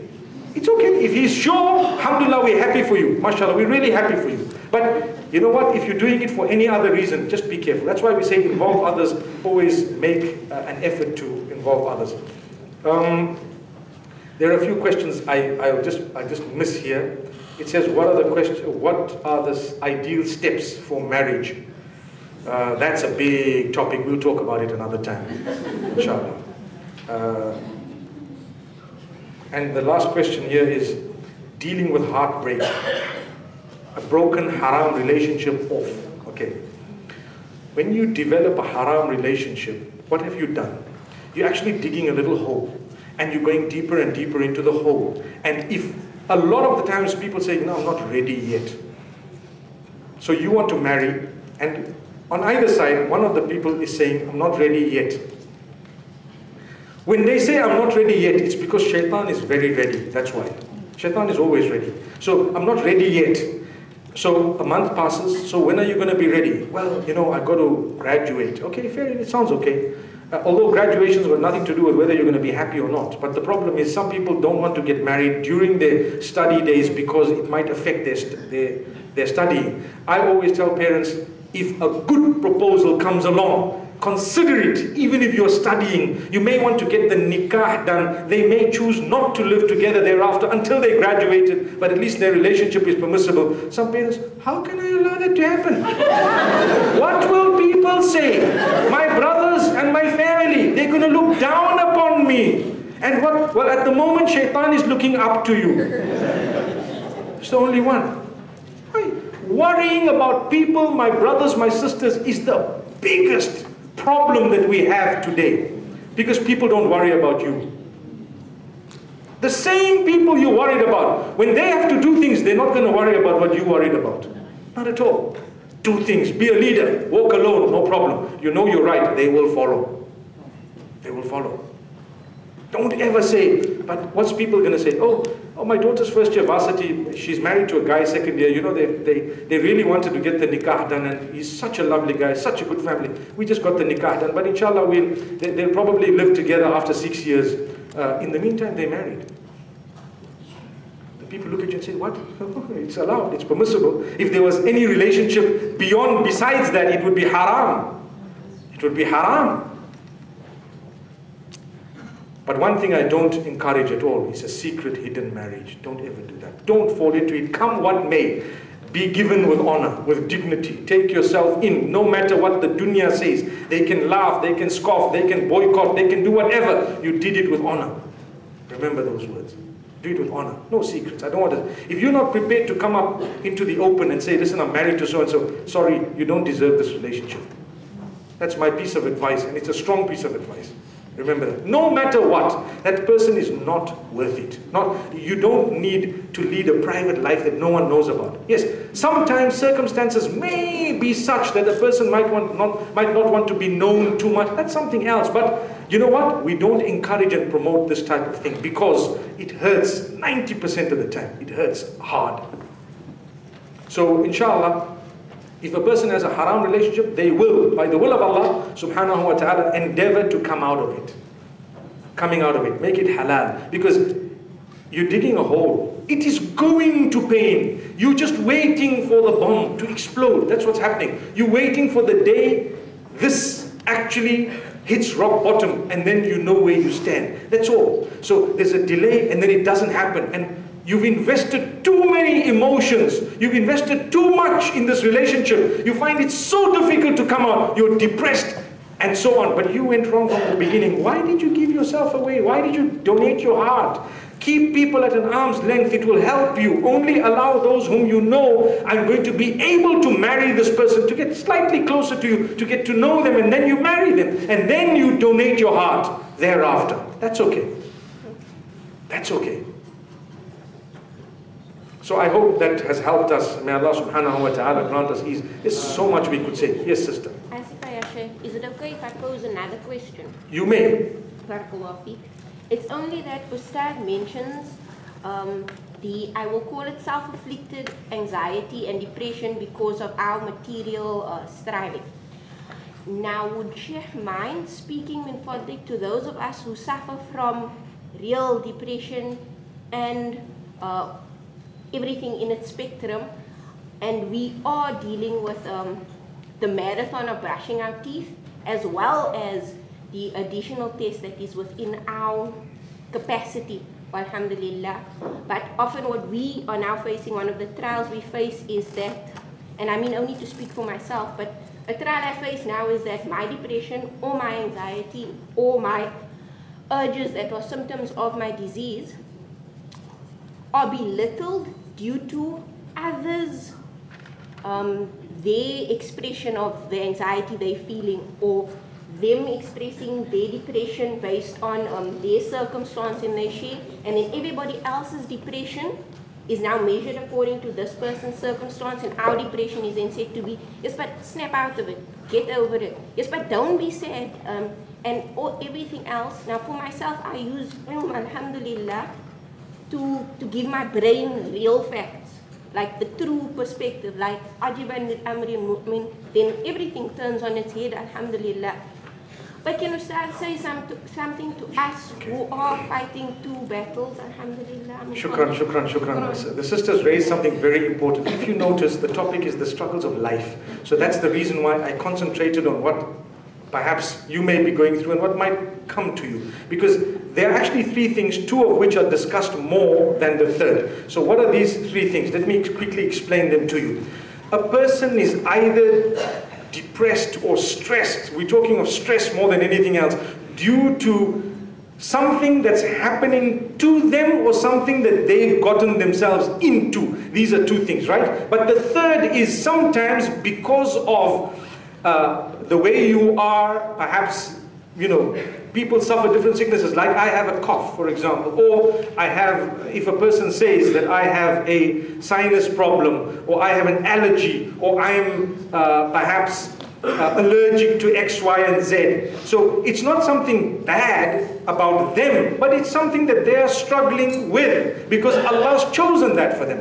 If you have a health condition that you're going through right now, because it's a health condition, it's a struggle. But people might look at you and think that, you know what, you're pretending. Or perhaps it's something that's not a struggle, it's self-inflicted. And it may not be. I mean, if I've got an allergy, it's an allergy. It's not like I asked for the allergy. It's not like something, you know, I went somewhere to get the allergy on me. The same applies to depression and anxiety at times, where it's part and parcel of a person's, you know, nature. When I say nature, look, I might word it wrong because I'm not an expert when it comes to anxiety and depression, but I can give you spiritual guidance on it. For that, I may be able to talk to you, but from a medical perspective, you guys will have to correct me.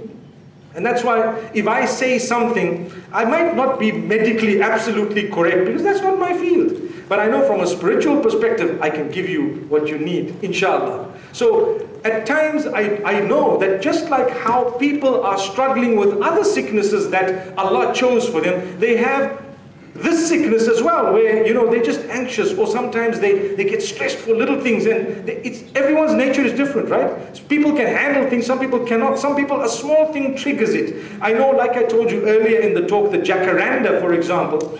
When the jacarandas are out back at home, I struggle. I mean, I have antihistamines perhaps every night for a little while because of that season. And if I don't, everything happens, you know, your nose gets blocked and everything else is clogged. And it doesn't mean I asked for it. It doesn't make me bad. Someone says, snap out of it. How can I snap out of it? I just take my nose out and put it on the side for 2 weeks, you know. I can't just snap out of it. I'm going through this thing. You guys have to understand, I need help. I'm trying to help myself as best as I can, but I may not be, you know, in the best frame of mind because of what I'm going through. And what I'm going through, it's not in my hands sometimes. So I think that's a little bit of what you're actually saying, but I won't be able to do justice to everything. I would rather learn from you than you listen to me regarding what you said, because I was listening very attentively to what you were saying, and I appreciate the struggle that you're mentioning, and I think perhaps I need to broaden my knowledge about that too, inshallah.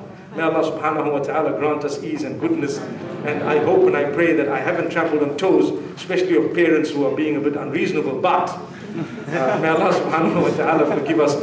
We don't have much time, inshallah, for more. As much as I'd love to continue, I just want to say two more things before I actually close. Number one is, inshallah, after we're done here, I need to walk into the other hall just to greet some of the brothers and sisters who are there. And secondly, when we're done, the book, Motivational Moments, the proceeds are going to charity completely. It will be available. I've signed a few copies here. If anyone would like to purchase a copy, I'm sure the MSA will, meaning Brother Ismail, and then have arranged that. And it's going to be, yes, sister? I don't want to ask a question. Yes. I just want to thank you. Tonight, being here tonight, so you are, that I made. Allah make it like easy. 2 weeks ago, I made dua for Allah to meet you personally, so shukran to you. For a couple of months, I've been very sick. Allah grant you shifa. Watching your lectures and your guidance and your teachings helped me a lot through my sickness that I had. And following your advice helped me. And today I'm standing here and I'm believing miracles that I can't afford my life. And through your guidance, you really truly Allah make it easy. Shukran. Shukran, my so sister. tonight I just want to say shukran. Shukran. Thank you so much. Please pray for me. Please pray. Barakallah fi. Thank you so much. Shukran, my sister. The sister's obviously, thanking me. Firstly, we thank Allah. I just want to let you know that, my struggles are probably similar to yours. I'm also a human being just like you. I also need a lot of motivation. It's not me, it's Allah. And that's why when they say your followers and your fans, we're actually followers of Allah and His Rasul. And we're fans of the deen. But just because it's social media terminology, that's why we use it. It's not it's a linguistic thing. In language, to be gay meant something totally different in 1960 and something totally different now. Just like that, when you say followers and fans, meanings change over time. But I really want to appreciate it. I don't really like to be praised, but it's Allah subhanahu wa ta'ala, it's not me. Like I said, one day, if a day comes, may Allah not let it happen. If you notice something in me that needs correction, please pop an email. I will definitely take heed. I just want to say that the reason, did you? I actually sent the email to you 2 weeks while I was... Did you get a response? Did you get a response? Knowing myself, I probably got it done or something wrong, so the email probably... Oh, Allah make it easy. Well, this was better than an email, That's why I wanted... This was better than... But what I want to say is, if you entitle it correction, and it's really a correction, it'll get to me. Because people put a subject correction and inside it's something else. Then that's a little bit hypocritical. But I'd like to say it because I'm a human. I want you to connect yourself to Allah and to the deen, not to me as an individual, because if I do something wrong, you're going to lose hope in Allah and the deen. I'm a human. I could make a mistake today. Your plug-in is with Allah. If I make a mistake, excuse me as a human, but it's with Allah, it's not with me. And that's why I want to just clarify, there's a lot of people out there, we all try to do good work, but I promise you we're just human. I try my best to keep myself as best as I can, to practice what I preach. But at the end of the day, you're a human being. I know some people I've let down. Some people have come to me and said, we tried to greet you and you ignored. I'm sorry, it's my human nature. I didn't do it purposely. Sometimes we had to do it because, or not we had to, but we did it because we were preoccupied with something totally different, and we might not have noticed. We were human. So don't become upset when you notice a characteristic within me that might not be grand, because I'm just a human. It's like a doctor. When they come to you and they operate and it was a successful operation, you thank Allah. You also thank the doctor. But tomorrow when you see that doctor, doing something totally wrong in a social circle, it's a different example. I don't think you're going to find me do that. But I'm saying we might do something of a smaller nature that may be wrong. And people are let down. I think that was a good clarification, because the sister's emotional. We all are. I really appreciate that. But please thank Allah subhanahu wa ta'ala. Shukran, shukran.